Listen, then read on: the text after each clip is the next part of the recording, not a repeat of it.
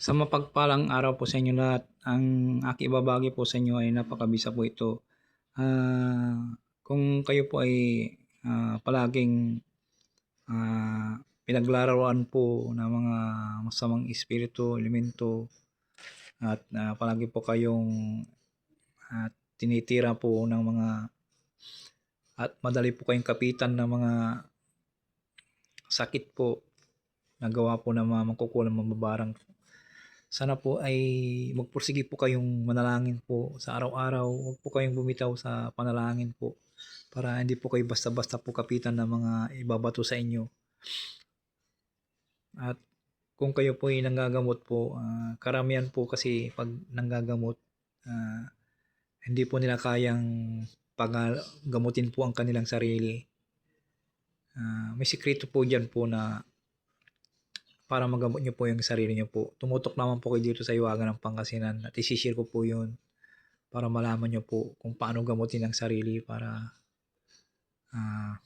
di po kayo basta-basta po masusupil po ng inyong kalaban po. Masalo kung kayo po yung nakikikumbate po.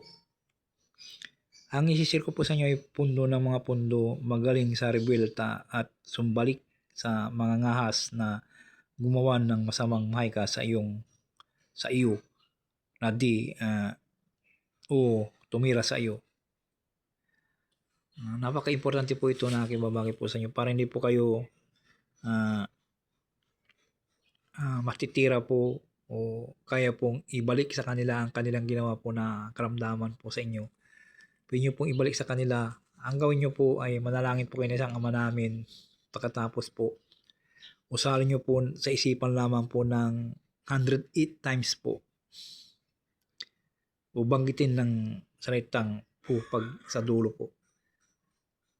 Usalin nyo po ng 100 times 8 ang orasin ito, tapos hipo nyo sa dibdib po.